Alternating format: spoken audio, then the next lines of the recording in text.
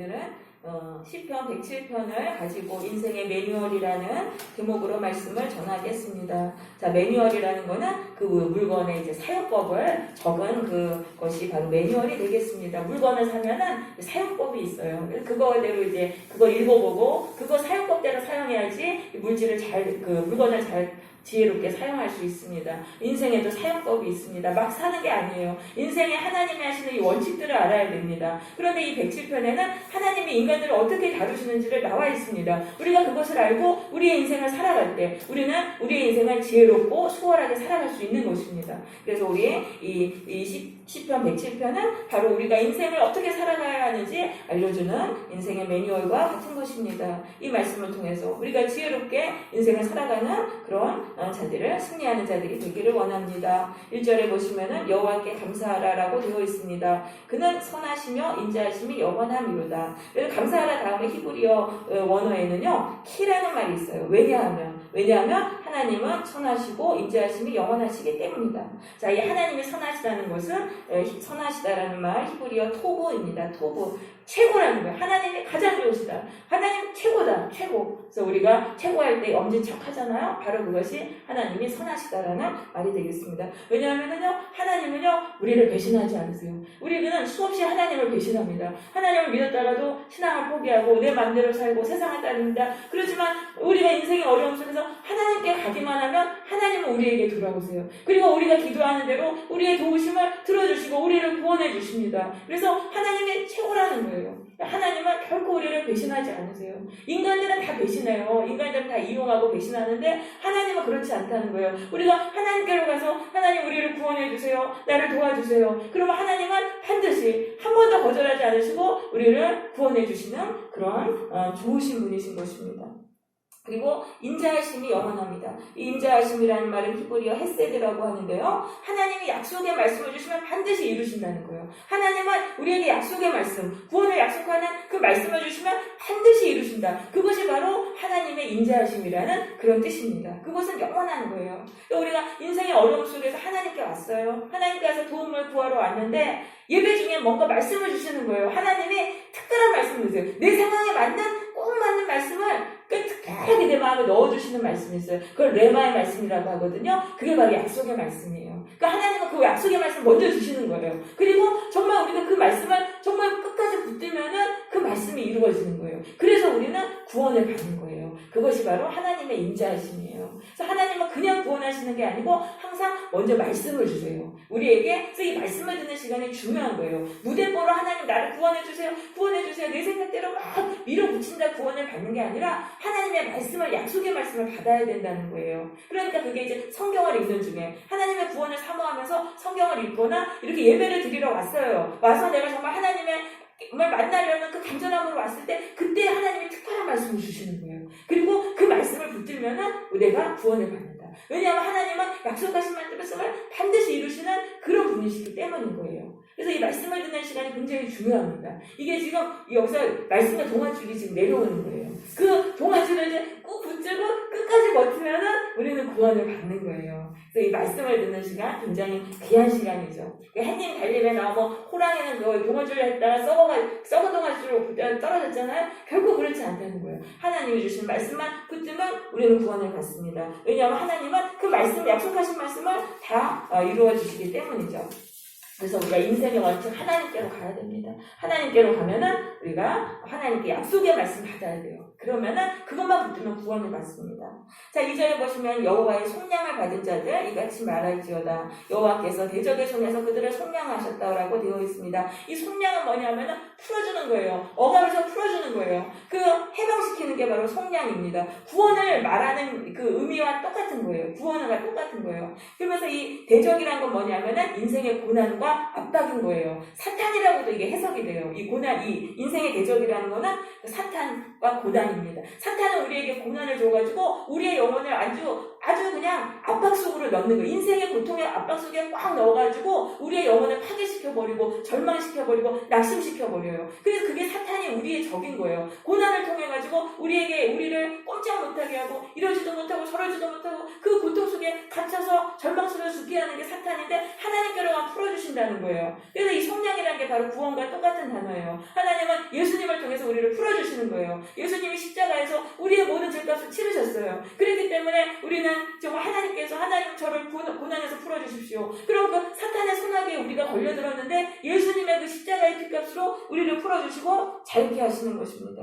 그래서 우리가 어떤 곳에도 답이 없어요. 사탄 마귀가 고난을 자꾸 줘서 우리를 죽이려고 하는데 그때 우리는 하나님께로 가야 돼요. 그래서 예수님을 통해서 우리가 속량을 받아야 돼요.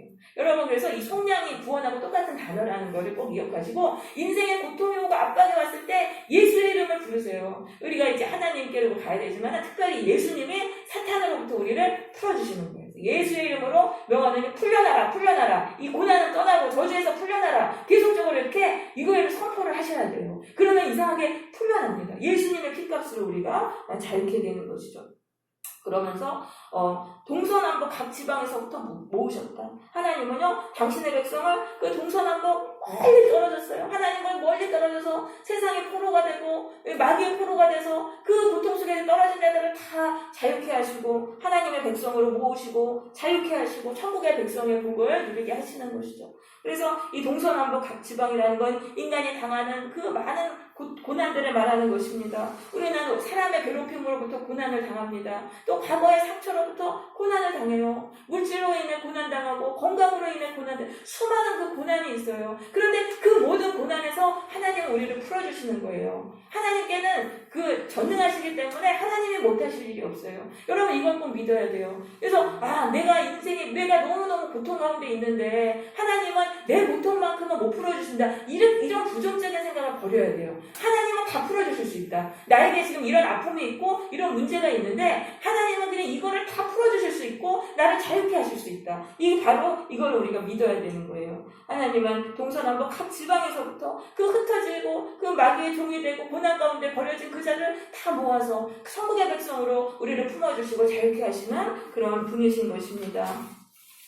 그리고 이제 4절에 보면 그들이 광야 사막길에서 방황하고 거주할 성읍을 찾지 못하고 줄이고 목말라 그들의 영혼이 그들 안에서 피곤했다라고 말씀합니다. 이 광야 사막길은 뭐냐면 인생의 고통의 시간이에요. 고통이 찾아왔어요. 그러면은 그게 바로 인생의 광야길을 우리가 가는 거예요. 그럼 거기서는 줄이고 목마르죠. 왜냐하면 광야에는 물이 없어요. 이 물이 없다는 거, 성경에서 물은 생명이고 기쁨이 없습니다. 인생의 고통을 당하는 그때는 생명이 없고 기쁨이 없어요. 그러니까 막 헤매다니는 거예요. 어디 가면 내가 행복할 수 있을까? 어디 가면 만족할 수 있을까? 다 헤매는데 어디를 가도 우리의 영혼의 문제, 이 고난의 문제를 풀어줄 데는 없어요. 그러니까 피곤했다는 거는 절망, 영혼이 아주 깊은 절망을 느끼고 자꾸자꾸 약해지는 거예요. 그때 우리는 어떻게 해야 됩니까? 그 근심 중에 하나님께 부르짖어야 된다는 거예요. 또 하나님께 부르짖으면 하나님이 우리를 고통에서 우리가 건져주시는 거예요. 근데 하나님께 기도할 때는 이게 끈질기게 해야 돼요. 사람들이, 우리 성도들이 하나님께 고통 속에 기도하죠. 그런데 문제는 끈기가 없어요. 조금 기도하고 말아버려요. 그래서 이게 안 되는 거예요. 내가 하나님 기도했는데 몇 번 했는데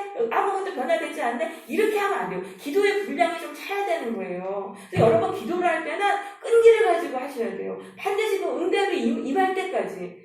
엘리야가 그 바알 선지자랑 대답할 때, 그 비유를 내려달라고 기도할 때, 그 하늘에서 구름이 살짝 임할 때, 그때까지 기도했잖아요. 뭔가 변화의 역사가 일어날 때까지 끈질기게 기도해야 되는 거예요. 그러면은, 우리 하나님이 결국은 그때부터 하나님 구원의 역사가 시작돼가지고, 내 삶에 변화되는 놀라운 일들이 일어나게 되는 것입니다.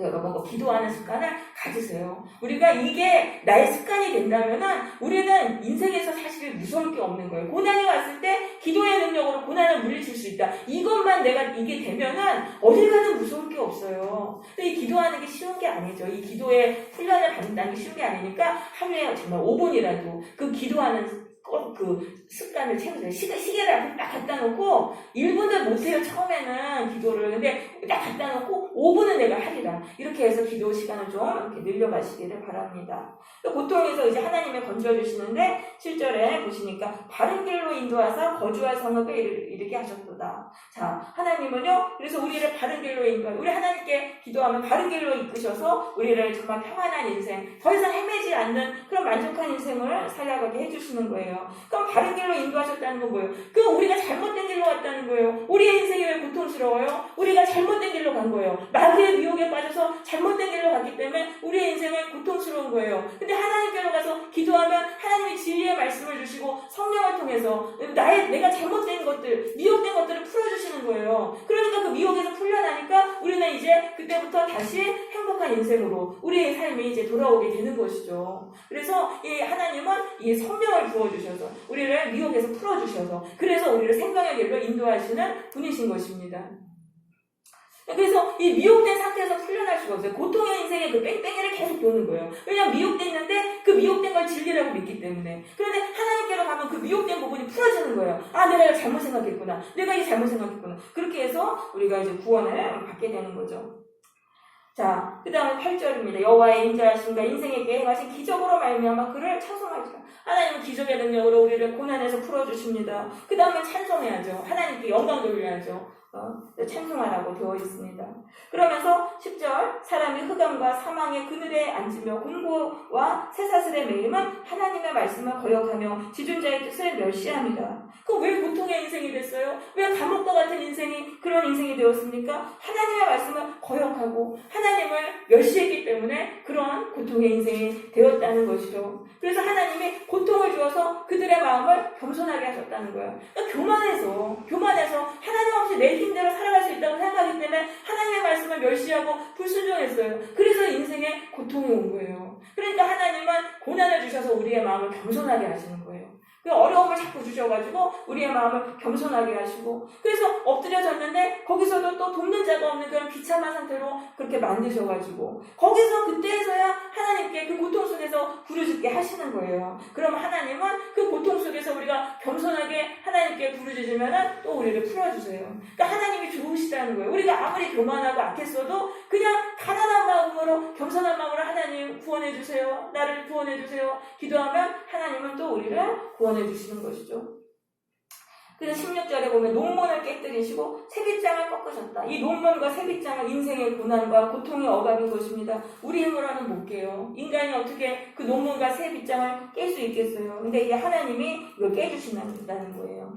네, 17절에 보면 미련한 자들은 그들의 죄악의 길을 따르고 그들의 악을 범하기 때문에 고난을 받는다라고 되어 있어요. 그 왜 하나님 우리에게 고난을 주시면 우리가 미련하니까 우리가 하나님에 대해서 하나님이 경고하시고 너 그러면 안 돼. 그렇게 가면 너 멸망의 길로 간다. 아무리 말을 해도 우리가 알아듣지를 못해요. 그리고 하나님이 인생의 어려움을 통해서 우리를 바른 길로 이끌으시려고 해도 우리는 거기서 전혀 반응이 없어요. 너무 미련하니까 깨닫지도 못하고. 그러니까 하나님이 그냥 매를 때리시는 거예요. 고난의 매를 때리시는 거예요. 우리를 살리시기 위해서. 우리가 미우셔서 그런 게 아니에요. 왜 인생에 고난을 주느냐고. 우리가 영적으로 너무 미련하고 하나님의 말씀 듣기를 듣지도 못하고 영적인 감각이 없으니까 고난의 매를 때리시는 거예요. 짐승은 미련하니까 매를 때리면 맞는 거예요. 그래서 우리도 아무리 미련해도 이게 고난의 속에서는 그때는 하나님께 우리가 반응을 하게 돼 있어요. 그때는 정말 하나님의 말씀을 정말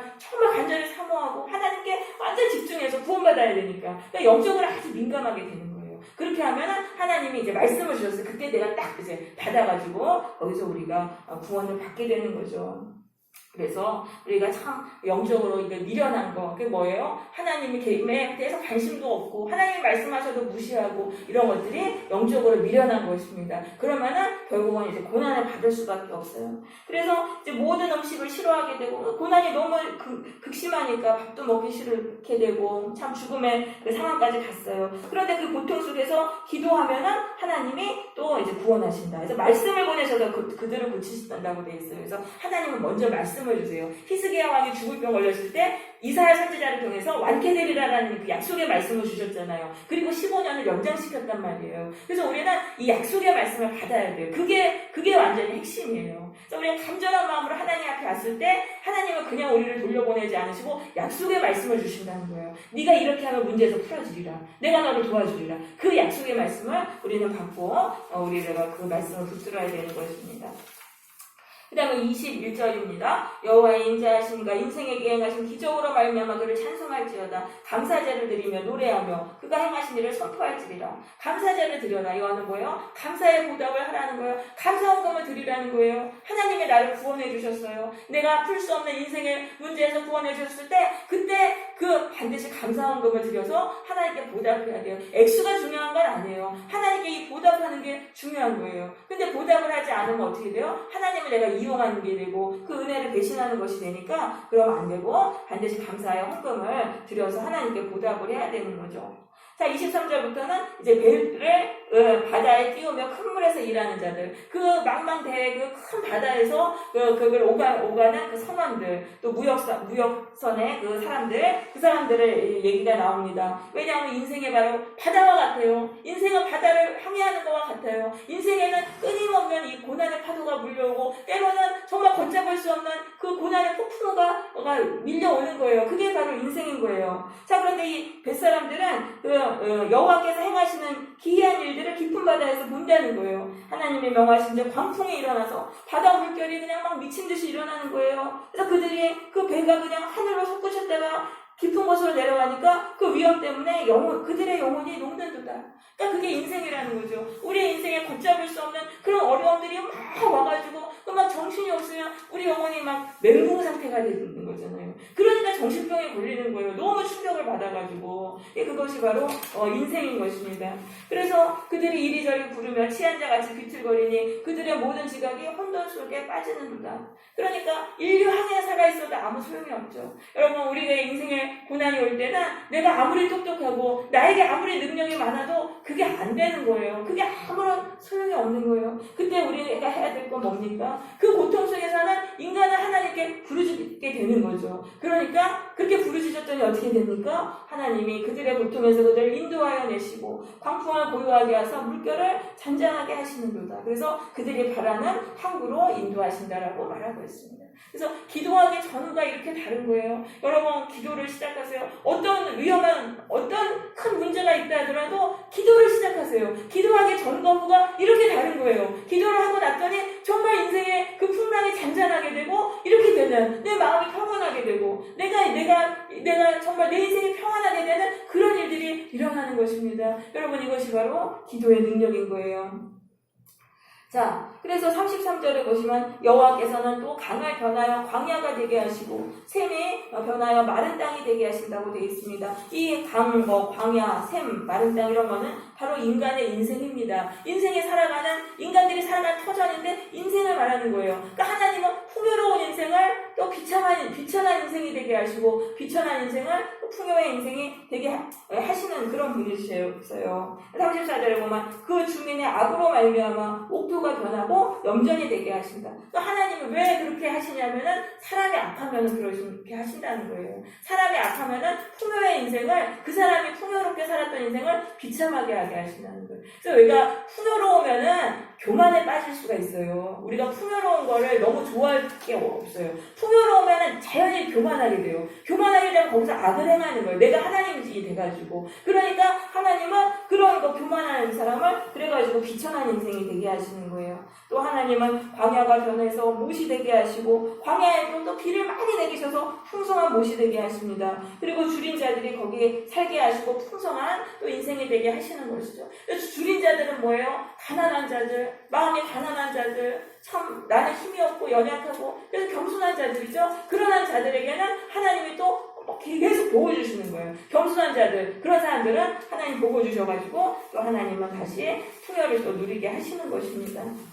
근데 38절에 보시면 복을 주사 그들이 크게 번성하게 하신 다음에 39절에 다시 또 압박과 재난과 우환을 통해서 그들의 수를 줄이시며 낮추시는도다. 또 가난한 자들 풍요롭게 하셨는데 또 고난을 주시는 거예요. 왜냐하면 그들이 풍요롭게 되면 또 교만해지니까 교만하게 되지 말라고 또 그렇게 해서 또 어려움을 주셔가지고 교만을 또 낮추신다는 거예요. 그래서 우리가 우리의 인생에 우리는 자꾸 좋은 일만 오기를 바라잖아요. 그게 아니에요. 그러면 우리가 교만하게 되는데 교만하게 되면 완전히 이제 박살나는 거예요. 그러니까 자꾸 이제 여러 가지 어려움을 통해서 우리의 마음을 낮추신다는 것을 우리는 깨닫고 우리가 항상 교만하게 돼야 돼요. 교만을 버리고 겸손하게 돼야 돼요. 그래서 인생을 살아가는 그 매뉴얼은 뭐냐면은 겸손해지는 거예요. 풍요가 우리의 목적이 되면 안 돼요. 풍요가 목적인 사람은 다 박살나고 비참하게 돼요. 하지만 하나님 앞에서 늘 겸손하게 살려고 하는 사람은 하나님이 계속 복을 주십니다. 그래서 잘 나갈 때도 겸손한 사람은 겸손하게 살아야 되는 것입니다. 40절입니다. 여호와께서 그 고관들에게는 능력을 쏟아부으시고 길없는 광야에서 유리하게 하시나 궁핍한 자는 그의 고통으로부터 건져주시고 그의 가족을 양떼같이 지켜주신다라고 말씀하십니다. 자, 이 고관들은 뭡니까? 높은 지위의 사람들, 참 잘 나가는 사람들, 성공한 사람들, 사람들이 모두 부러워하는 그 사람들에게 저주를 부어오셔가지고 완전 밑바닥 인생이 되게 하신다. 그리고 궁핍한 자는 또 거기서 건져주시고 또 하나님이 또 복을 주신다. 그러니까 인간의 모든 운명이 하나님께 달려있다는 거예요. 인간의 모든 운명을 주관하시는 분이 하나님이시다. 여러분, 우리는 참 막 그 높은 사람들 되게 부러워하잖아요. 그 사람들이 나오는 거 막 TV에서 보고 뭐 유튜브에서 보고 막 동경하고 그런 사람들하고 또 뭐 친해지기 위해서 어울려 다니고 막 이러는데 그게 다 쓸데없는 거예요. 정말 귀한 분이 누구십니까? 하나님입니다. 그렇게 높은 사람들 좋아하는 사람들은요 하나님께 관심이 없어요. 하나님은 진짜 발바닥에 때처럼 여깁니다. 그렇게 하면 안 되는 거예요. 우리는 정말 이 인간의 모든 걸 주관하시는 분이 하나님이시라는 걸 깨닫고 하나님을 가장 귀한 분으로 여기면서 살아야 되는 거예요. 그러면 하나님이 내가 아무리 비천해도요 하나님을 경외하는 사람 하나님을 높여주세요. 우리는 그런 사람들이 되어야 되는 거예요. 42절. 정직한 자는 보고 기뻐하며, 정직한 자는 이제 하나님이 구원해 주시니까 참 기뻐하게 됩니다. 근데 사악한 자는 자기 입을 봉하리이다. 사악한 자는 하나님이 고난 주셔가지고 이제는 뭐 말할 게 없죠. 맨날 자랑하고 남 못난 사람 무시하고 멸시하고 했는데 하나님께 고난을 받으면 이제 입을 딱 봉하게 되는 거죠. 그래서 하나님이 복 주시는 사람은 정직한 사람입니다. 정직한 사람이라는 거는 이 타협하지 않는 신앙. 그러니까 내가 이럴 땐 이랬다가 이럴 땐 하나님 의지했다가 이때는 배신했다가 그게 아니에요. 이 정직한 신앙을 가진 사람을 하나님은 복을 주시는 거예요. 그래서 우리의 마음이 박쥐 신앙 있잖아요. 이걸 버려야 되는 거예요. 양다리 걸치는 이런 걸 버리고 항상 하나님 앞에서 일편단심으로 하나님 앞에서 바른 것을 행하면서 신실하게 살려고 해야 돼요. 그럴 때 우리가 하나님께 이렇게 구원을 받고 복을 받게 되는 거예요. 43절. 지혜 있는 자들은 이러한 일들을 지켜보고 여호와의 인자하심을 깨달으리로다. 이렇게 이제 나와 있는데, 자, 이 구절은 이제 이렇게도 번역이 되는 거예요. 히브리어 원문이 이렇게도 번역이 됩니다. 이 모든 것을 보면서 하나님의 인자하심을 깨달을 자가 누구인가? 이 모든 것을 보면서 하나님이 하시는 이 모든 일들을 보면서 하나님의 인자하심을 깨달을 자가 누구인가? 하나님의 인자하심이라는 건 구원이란 말이에요. 말씀을 이루셔서 구원하시는 거거든요. 그러니까 이건 뭐냐면 하나님의 구원을 깨닫는 자가 별로 없다. 하나님께 구원을 받는 자가 별로 없다는 말이에요. 교회를 다니는 사람 많은데 하나님의 그 구원, 말씀을 통해서 정말 우리를 구원하시는 그 구원을 받는 사람은 별로 없다는 거예요. 왜냐하면 인간이 정직하지 않기 때문에. 하나님께 복 받는 사람은요 정직한 사람이에요. 정직하고 올곧은 신앙으로 하나님 앞에 서서 하나님만 바라보면서 일편단심으로 믿음으로 살아가는 사람이 정직한 사람인데 그런 사람이 별로 없다는 거예요. 교회에 와도 내 이익을 따라서 하나님 섬기다가 세상 섬기다 하나님 배신하다 이러면 우리가 복을 받을 수가 없는 것입니다. 그래서 우리가 하나님께 복을 받으려면 내가 복을 받는 그릇이 돼야 돼요. 내가 복을 받는 그릇은 정직한 신앙. 하나님이 항상 나를 어떻게 보실까? 그 앞에서 하나님 앞에서 정말로 그 노아처럼, 노아는 늘 하나님의 얼굴을 보며 살았잖아요. 그런 우리가 신앙으로 살아갈 때 하나님께 복을 받는 것입니다. 그래서 우리가 이제 이 두 마음을 버려야 돼요. 우리의 마음속에는 두 마음으로는 하나님이 주시는 복을 받을 수가 없어요. 야고보서 4장 8절 하나님을 가까이 하라. 그리하면 너희를 가까이 하시리라. 죄인들아 손을 깨끗이 하라. 두 마음 품은 자들아 마음을 성결하게 하라. 그래서 우리의 마음속에서 두 마음을 버려야 되겠습니다. 하나님을 내가 필요할 땐 이용했다가 나중에 필요 없으면은 나한테 불리해지면 배신하는 이런 것들을 이제 완전히 버리고 내가 어떤 상황에서도 나는 하나님 뜻대로 살겠습니다. 하나님이 기뻐하신 일을 행하며 살겠습니다라는 그러한 우리가 올곧은 신앙으로 우리는 살아야 되겠습니다. 우리 시편 107편에 나온 인생의 매뉴얼을 정리해 보겠습니다. 고난 속에서 하나님께 가서 간절히 기도해야 된다는 거예요. 고난 속에서 하는 건 답이 없어요. 인생의 압박감에서 하나님이 나를 풀어주신다. 그래서 하나님께 가서 말씀을 받고 구원의 약속의 말씀을 받고 그 말씀 붙들고 기도하여서 모든 고난을 물리치고 살아야 되는 거예요. 그 기도의 능력. 예수님 믿는 자에게는 모든 그걸 다 이루어주신다고 하셨잖아요. 그 기도의 능력을 붙들고 살아야 됩니다. 두 번째로 내가 항상 하나님 앞에서 겸손해야 돼요. 내가 잘 나갈 때나 내가 못 나갔을 때도 하나님 앞에 늘 겸손한 사람이 되어야 됩니다. 세 번째, 세상과 타협하지 않은 정직한 신앙을 가져야 됩니다. 그냥 믿는 게 아니에요. 그래서 이 정직한 신앙 가는 게 쉬운 게 아니에요. 다 인간이 다 그렇잖아요. 다 인간이 막 이게 계속 그렇게 변하잖아요. 변치 않는 그런 신앙을 우리는 갖도록 해야 된다. 그렇게 될 때 우리는 우리의 인생이 복된 인생이 될 것입니다. 우리의 인생 메마른 광야에서 우리의 인생이 옥토로 변화가 될 것이고 또 인생의 풍랑이 사라지고 우리는 평안을 누리게 될 것입니다. 비천함에서 일어나서 풍요를 누리게 될 것입니다. 우리 모두 인생의 매뉴얼대로 살아감으로 하나님께 복을 받고 구원받고 인생을 승리하는 성도들이 되시기를 바랍니다. 네.